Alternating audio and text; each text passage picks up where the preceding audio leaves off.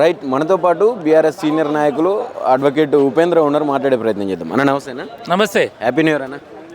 Thank you. Same to తమ్మి, మీకు మీ ఆద్య TV ప్రేక్షకులకు మీ యాజమాన్యానికి అందరికి కూడా కొత్త సంవత్సర శుభాకాంక్షలు తెలియజేస్తాం. రైట్, ఏంది మరి ప్రతిపక్షం పాత్ర పోషిస్తున్నారు, గత 2 సంవత్సరాల నుంచి అడుగడుగునా ప్రశ్నిస్తూనే ఉన్నారు.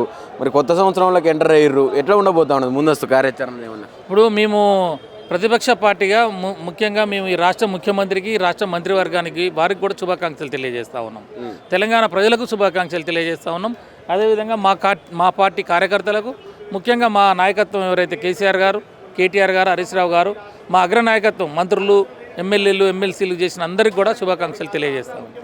రెండోది ఏంటి అంటే, మేము ప్రతిపక్ష పార్టీగా ఈ సంవత్సరం ఒక ప్రణాళికతోటి ప్రజా సమస్యలు ఏమవుతున్నాయి, ఏ ఎజెండా మీద ముందుకు పోవాలి, ఈ పేదవాళ్ళకి ఇచ్చినటువంటి 420 హామీలు, 6 గ్యారంటీలు, వాళ్ళు ఇచ్చిన అగ్రిమెంట్లు, వీటన్నిటి మీద సమీక్ష చేస్తున్నాం. సమీక్ష చేసి ఎన్ని అమలు అయినాయి, ఎన్ని అమలు కాలేదు, అసలు ఏమి అమలు అయినట్టు లేదు. కాబట్టి అమలు కాని అంశాలు అమలు చేసే విధంగా ఏ రకంగా ముందుకు పోవాలి, ప్రజాక్షేత్రంలో ఏ రకంగా కార్యాచరణ చేపట్టి తప్పకుండా ప్రభుత్వం యొక్క మెడలు ఉంచే విధంగా మేము సూచనలు చేస్తాం. ధర్నాలు, రాస్తారోకోలు, బంధులు, ఏ రకంగా అవకాశాలు ఉంటే ఆ రకంగా మేము ముందుకు తీసుకుపోతాం. మేము కూడా ఏం విజ్ఞప్తి చేస్తున్నాం ప్రభుత్వానికి, మీరు కూడా కూర్చోండి, ఈ 2 సంవత్సరాల్లో మీరు ఏం చేశారు, ఎంతవరకు ముందుకు పోయారు, ఎన్ని మీరు హామీలు ఇచ్చారు, ఎన్ని నెరవేర్చారు. ఓ రకంగా పెద్ద ఎత్తున ప్రభుత్వం మీద ఇప్పటికే అవినీతి ఆరోపణలు వస్తూ ఉన్నాయి. ఒకటి ఇసుక దందా మీద, ఇసుక కుంభకోణం జరుగుతూ ఉందని చెప్పేసి, చెక్ డ్యాములు పేలుస్తూ ఉన్నారని చెప్పేసి, చెక్ డ్యాములు పేల్చేసి ఇవాళ నీళ్లు మొత్తం కూడా పోయిన తర్వాత ఇసుక ఏదైతే ఉందో ఇసుకను తరలిస్తూ ఉన్నారని చెప్పి ప్రతిరోజు పేపర్లలో వస్తుంది. దాని మీద మీరు సమీక్ష చేసుకోండి. అదేవిధంగా భూములు, మంత్రుల కొడుకులే భూములు కబ్జాలు పెడుతున్నట్టు, ప్రైవేటు వ్యక్తుల భూములు కబ్జాలు పెడుతున్నట్టు ఆరోపణలు వస్తూ ఉన్నాయి. వాటి మీద మీరు సమీక్ష చేసుకోండి. అదేవిధంగా ఈ మన మూసీ ఏదైతే ఉందో, మూసీ సుందరీకరణ విషయంలో డబ్బులు కూడా మొత్తం పెద్ద ఎత్తున 16,000 కోట్ల రూపాయలతోటే బీఆర్ఎస్ దాన్ని శుభ్రం చేసే కార్యక్రమం చేపడితే మీరు 150,000 అంటారు. ఎట్లా? కాళేశ్వరం పోయింది అంటారు, ఓ పక్కన ఉన్నది అంటారు. ఆ కాళేశ్వరానికి ఎక్కడ మరమ్మతులు చేస్తే ఈ గతంలో ప్రభుత్వం ఏ రకంగా నీళ్లు పారించిందో ఆ రకంగా ఎట్లా పారుతాయో మీరు ఆలోచన చేసుకోండి. కాబట్టి ఒక సుహృదమైన ఒక మంచి వాతావరణంలో కేసీఆర్ గారిని ఒక తెలంగాణ జాతిపితగానో, తెలంగాణ సాధించిన వ్యక్తిగానో, ఉద్యమకారుడుగా ఆయనకున్నటువంటి అవగాహనతో చేశాడు. ఇలా మీరు ఒక మంచి సాంప్రదాయాన్ని అసెంబ్లీలో తీసుకొచ్చారు. మీరు ప్రతిపక్ష నాయకుడిగానో లేకపోతే తండ్రి లాంటి వయసున్న మీకు మీరు పోయి నమస్కారం పెట్టడం ముఖ్యమంత్రి గారిని అభినందించవలసింది. కానీ మళ్ళీ నోటితో తిడుతూ, నొసలతో వెక్కిరించినట్టు చేయకుండా మీరు అక్కడ అసెంబ్లీలో నమస్కారం పెడుతూ, పబ్లిక్ సభలల్లో బూతులు మాట్లాడుతూ, వ్యక్తిగత దూషణలు చేస్తూ, చావులు కోరుతూ, ఇవన్నీ కరెక్ట్ కాదంటున్నాం మేము. నువ్వు ప్రతిపక్ష నాయకుడిగా కాంగ్రెస్ పార్టీ నాయకుల లీడర్గా ఉన్నప్పుడు నువ్వు ఎన్ని మాట్లాడినావు, రెచ్చగొట్టినావు, అయిపోయింది. ఇప్పుడు అది అవసరం లేదు. ఇప్పుడు నువ్వు రాష్ట్రానికి ముఖ్యమంత్రి అంటే అన్న లాంటి, తండ్రి లాంటి పాత్ర. ప్రజలందరికీ నువ్వు ఒక పెద్ద హిమాలయ పర్వతంలాగా కనపడుతున్నావు. నీ భాష, నీ వేషం, నీ హావభావాలు అన్నీ కూడా ఒక ఆదర్శంగా ఉండాలి. ఇవాళ 29 రాష్ట్రాలలో ఈ రాష్ట్ర ముఖ్యమంత్రి మాట్లాడుతున్న భాషని అప్రిషియేట్ చేయాలి ఇతర రాష్ట్ర ముఖ్యమంత్రులు కూడా. కానీ వాళ్ళంతా చీకొట్టే విధంగా, ఇక్కడ తెలంగాణలో నీ సొంత పార్టీ నాయకులు చీకొట్టే విధంగా, నీ కార్యకర్తలు చీకొట్టే విధంగా, తెలంగాణలో ఉన్నటువంటి మామూలు సాధారణ కూరగాయలు అమ్ముకునే వాళ్ళు, పాలు అమ్ముకునే వాళ్ళు కూడా నీ భాషను చూసి ఈరోజు హేయంగా, నీచంగా అభివర్ణిస్తున్నారుగా. అది బాధపడుతున్నాం మేమందరం కూడా తెలంగాణ వాదులుగా. కాబట్టి నువ్వు భాషని మార్చుకోవాలి, ఈ సంవత్సరం వేషాన్ని కూడా మార్చుకోవాలి. నువ్వు గతంలో చిన్నప్పుడు నీ కోరికలు ఉండవచ్చు సినిమా యాక్టర్ కావాలని, నువ్వు సినిమా యాక్టర్ కాకుండా నువ్వు ముఖ్యమంత్రి అయినావు. కానీ ముఖ్యమంత్రి అయినప్పుడు నువ్వు ముఖ్యమంత్రి, నీకు చంద్రబాబుకు డ్రెస్ కోడ్ ఉంది, కేసీఆర్ గారికి డ్రెస్ కోడ్ ఉంది, రోషయ్యకి, రాజశేఖర రెడ్డికి, వీళ్ళందరికీ డ్రెస్ కోడ్ ఉంది. నువ్వు కూడా ఒక డ్రెస్ కోడ్ మెయింటైన్ చేయి. నువ్వు కూడా ముందుకు వెళ్ళే విధంగా పోవాలి. కానీ ఈ రకమైనటువంటి నువ్వు కార్యక్రమాలతోటి పోతే నువ్వు చిన్న చూపు అవుతావు. ఎందుకంటే ఐఏఎస్ ఆఫీసర్లతోటి నువ్వు సమీక్షలో కూర్చుంటున్నావు. పొద్దున ప్యాంట్ షర్ట్ తోటి ఉంటున్నావు, సాయంత్రం హాఫ్ షర్ట్ తోటి ఉంటున్నావు, లేదా ఫుల్ టీ షర్ట్ తోటి ఉంటున్నావు, కలర్ టీ షర్ట్లతో ఉంటున్నావు. అది ఎందుకు నీకు? నువ్వు నీ ఇంట్లో మనవడితో ఉన్నప్పుడు నువ్వు ప్రైవేట్ లైఫ్లో నువ్వు అవన్నీ వేసుకో. కానీ నువ్వు మహేష్ బాబు కాదు, ఇప్పుడు నువ్వు ఏదో 20 ఏళ్ళ పిల్లవాడు కాదు కదా, అలాంటి టీ షర్ట్లు వేసుకొని ఇంకో రకంగా ప్యాంట్లు వేసుకొని కూర్చోనికి. కాబట్టి ప్రభుత్వ కార్యక్రమాలలో నువ్వు ఒక పద్ధతిగా కూర్చో, ఒక డ్రెస్ కోడ్ పెట్టుకో, ఒక భాష పెట్టుకో. నువ్వు ఒక ముఖ్యమంత్రివి, అది మర్చిపోవద్దని మేము విజ్ఞప్తి చేస్తా ఉన్నాం. ఒక ముఖ్యమంత్రికి, మాజీ ముఖ్యమంత్రి హోదా గౌరవించి పోయి నమస్కారం చేస్తే ఆయన కొడుకు కేటీఆర్ గారు ఈరోజు ముఖ్యమంత్రికి కూడా గౌరవం లేకుండా, వచ్చినటువంటి ముఖ్యమంత్రి దగ్గరికి వచ్చినా కూడా లేవకుండా అట్లనే కూర్చున్నాడు అని చెప్పి కొన్ని ఆరోపణలు వస్తూ ఉన్నాయి. ఇప్పుడు నేను ఏమంటున్నానంటే, అసెంబ్లీలో ఏం జరిగిందో మనకు తెలియదు. ఈయన ఎవరికైనా చెప్పి వచ్చిండా, చెప్పకుండా వచ్చిండా? అర్థమైందా? చూసిన వాళ్ళు లేచి నిలబడవచ్చు. కేటీఆర్ గారు చూడకపోవచ్చు. అక్కడ నువ్వు సడన్ గా ఆయన అనుకోకుండా టక్కున వచ్చి నమస్కారం పెట్టిండు. కేసీఆర్ గారు కూడా అంత పెద్ద మనిషి లేచి ప్రతి నమస్కారం పెట్టిండు కదా. నువ్వు ఎట్లా తప్పు పడతావు? కేసీఆర్ లేవకపోతే నువ్వు తప్పు పట్టాలి. కేటీఆర్ గారు వెనక ఉన్నాడు చూసిండో చూడలేదో.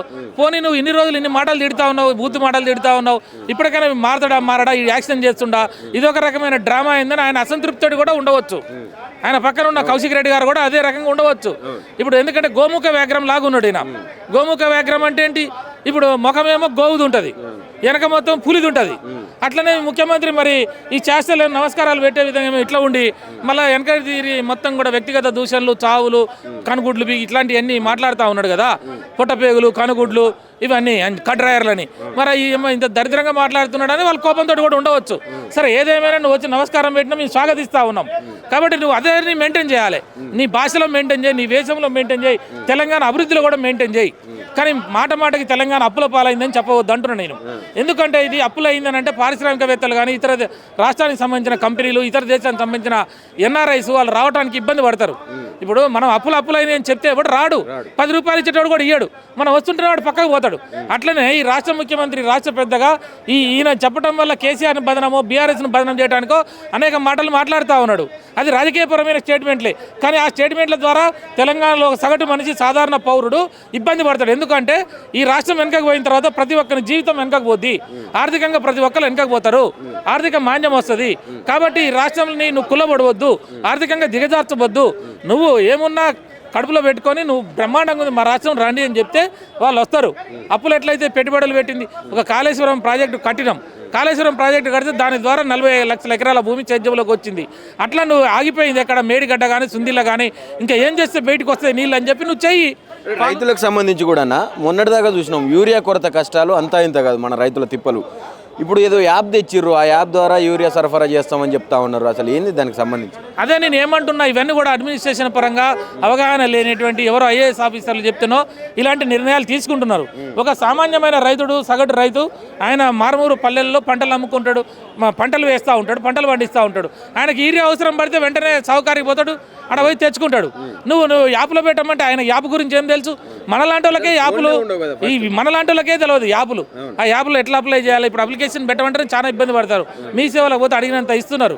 ఇప్పుడు ఆడ మీ సేవలో నువ్వు యాప్లో అప్లై చేయాలంటే మీ సేవనికి డబ్బులు ఇవ్వాలి. రైతు ఆడ గంటలు కూర్చోవాలి. ఒకసారి సర్వర్ డౌన్ అవుతుంది. సర్వర్ డౌన్ అయినప్పుడు ఎవడు చేయాలి? ఇంకా డబ్బులు ఎక్కువ అడుగుతాడు. ఇవాళ బుక్ కాలేదు అంటాడు, రేపు రాపు అంటాడు. పాపం వాళ్ళు అన్నం తిని కాయకష్టం చేసుకొని రాత్రి పగులు నువ్వు పొలం మీద పనిచేసేటువంటి రైతు, వాళ్ళకి అవగాహన లేనటువంటి రైతుని యాప్ల పేరుతో అంటే ఇది చాలా తప్పుడు విధానం. అంటే ఈ రాష్ట్ర ముఖ్యమంత్రి కానీ ఈ అవగాహన లోపం అనేది పెంచుకోండి. ఇంకా రకంగా బెటర్గా ఏ రకంగా ఇస్తారు? కేసీఆర్ ఆర్టీసీ బస్సులో ఆ ఐకేపీ సెంటర్లు పెట్టి అవసరం అనుకుంటే కళ్ళములను పెట్టి కళ్ళముల నుంచి ఆర్టీసీ బస్సులో పంట వేసుకపోయాడు. అప్పుడు రైతుకి ఏమి ఇబ్బంది లేదు.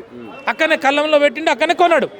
అవసరం అనుకుంటే నువ్వు కళ్ళంలోకి యూరియాని తీసుకుపో, అవసరం అనుకుంటే నువ్వు అడవిలోకి అక్కడ పెట్టు యూరియాని, నువ్వు పంట పొలాల మధ్యలో ఒక గోడంలాగా పెట్టు. ప్రభుత్వానికి సంబంధించిన ఒక గోడం, రైతుల భూమి ఇస్తారు నీకు కావాలంటే, ఆడ పెట్టుకో. నువ్వు అవసరం ఉన్నాడు వస్తాడు, కొనుక్కొని పోతాడు. అంతే, డైరెక్ట్ డబ్బులు ఇస్తారు, కొనుక్కొని పోతారు. అంతేగాని నువ్వు యాప్లో బుక్ చేసి అది యాప్లో రాదు, యాప్ డౌన్ బుక్ కాదు, అప్పుడు ఎటు పోవాలి? ఇవన్నీ ఉంటాయి. ఇవన్నీ కూడా టెక్నికల్గా చాలా అంశాలు ఉంటాయి అందులో. అవన్నీ రైతుల నుంచి కాదు, వాళ్ళ దగ్గర ఫోన్లు ఉండవు, ఉన్నా ఇవన్నీ కూడా రావు. రేపటి నుంచి అసెంబ్లీ సమావేశాలు ఒక 3 రోజులు జరుపుతామని చెప్పి ప్రభుత్వం చెప్తా ఉన్నది. కానీ బీఆర్ఎస్ పార్టీ మాత్రం ఒక 15 రోజులు జరపాలి, సుదీర్ఘకాలంగా చర్చలు జరగాలి, ఆ ప్రజా సమస్యల మీద మాట్లాడాల్సినటువంటి అవసరం ఉన్నది, పీపీటీ ప్రజెంటేషన్కు కూడా మాకు అనుమతించాలి, అవకాశం ఇవ్వాలి అని చెప్పి కూడా బీఆర్ఎస్ కోరుతా ఉన్నది. ఏం చెప్తారు అన్నదాన్ని? మేము ఏమంటున్నాం, ప్రతి సందర్భంలో కూడా మీరు వాళ్ళ దగ్గర సమాధానాలు లేవు మనం చెప్పేటువంటి ప్రశ్నలకి. వాళ్ళ దగ్గర ఆన్సర్ లేక, వాళ్ళు ప్రిపేర్ కాక, వాళ్ళకి తెలివి లేక, వింటున్నావా?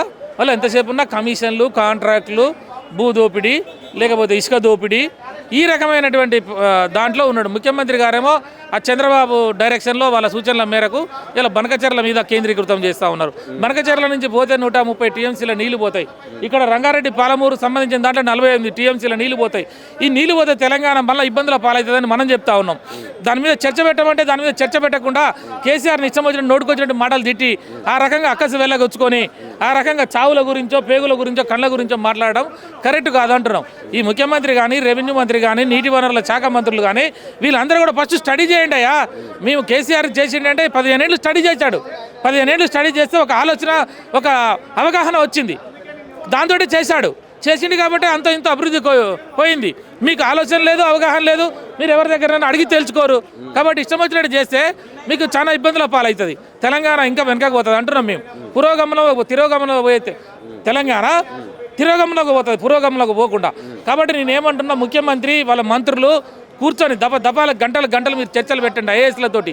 మీ చేత కాకపోతే మా గవర్నమెంట్లో చేసినటువంటి అనేక మంది పెద్దలు, సీనియర్స్ ఉన్నారు, నీటికి సంబంధించిన వాళ్ళు ఉన్నారు, ఆర్థిక నిపుణులు ఉన్నారు. తెలంగాణలో మరి మొత్తం కూడా వ్యవసాయ క్షేత్రంలో ఎట్లా డెవలప్మెంట్ తీసుకురావాలని గంటలు మన వి ప్రకాష్ లాంటి వాళ్ళు, మేధావులు చాలా మంది ఉన్నారు. వాళ్ళందరినీ కూర్చోబెట్టి చర్చలు చేయండి. అసలు కేసీఆర్ చేసింది నిజమా అబద్ధమా, దాని ద్వారా ఏమైనా లాభం జరుగుతుందా లేదా, జరిగిందా లేదా, జరిగితే తెలంగాణ రాకముందు ఎంత పంట పండింది, వచ్చినాక ఎంత పంట పండింది, ఇన్ని 1,75,000 కోట్ల 3 కోట్ల లక్షల టన్నుల పంటలు పండించినాం కదా. మరి ఇవన్నీ ఎట్లా జరిగినాయి? ఒకవేళ నిజంగా కేసీఆర్ చేసింది ఏం లేకపోతే ఇవన్నీ వాస్తవాలు మాట్లాడాను అంటున్నా. రాజకీయం కొరకు బట్టగాల్చి మీద వేయవద్దు. మేము అన్నట్టు 3 రోజులు కాదు, 15 రోజులు కాదు, అవసరం కూడా 20 రోజులు చర్చ పెడతామని కూర్చోండి.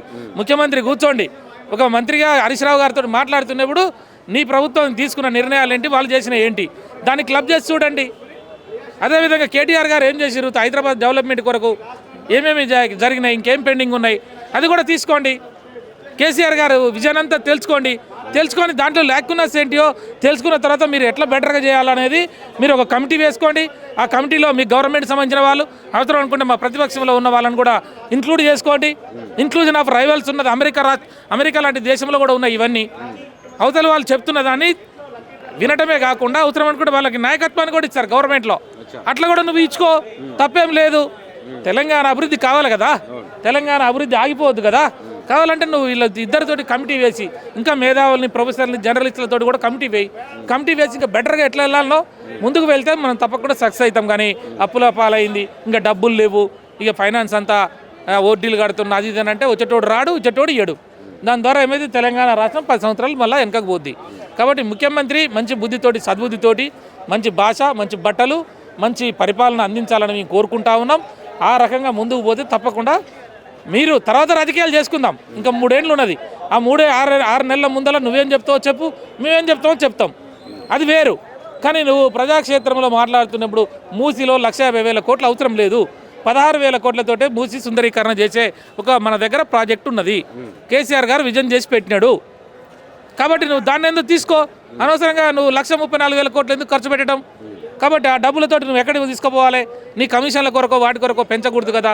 దాని ద్వారా నీకేమైతే ఢిల్లీకి డబ్బులు పంపటం ఒకరు తెలంగాణను వెనకకి నెట్టకూడదు కదా. కాంగ్రెస్ పార్టీ అంటే మాకు కూడా ప్రజాపాలన అని మీరు చెప్తున్నా, మీరు ప్రజల మీద భారాలు తక్కువ పడే విధంగా మీరు ముందుకు తీసుకోండి, కానీ ప్రజల డబ్బును లూటీ చేసే విధంగా ఆలోచించవద్దని మేము అంటున్నాం. కాబట్టి ఇప్పటికైనా వాళ్ళకి మంచి బుద్ధి రావాలని కోరుకుంటా ఉన్నాం. ఈ సంవత్సరంలో 2026లో ముఖ్యమంత్రికి మంచి భాష రావాలి, మంచి బుద్ధి రావాలి, మంచి బట్టలు, వేష భాష అన్నీ కూడా మారాలి. ఆయన 29 రాష్ట్రాలలో తెలంగాణ ముఖ్యమంత్రి అంటే చెప్పుకునే విధంగా ఉండాలి. కానీ అన్ని రాష్ట్రాల ముఖ్యమంత్రులు ఏం ముఖ్యమంత్రి అనే చెడ్డ పేరు తీసుకురావద్దని చెప్తూ మరొకసారి ముఖ్యమంత్రికి, మంత్రివర్గానికి నూతన సంవత్సర శుభాకాంక్షలు తెలియజేస్తా ఉన్నాం. Thank you.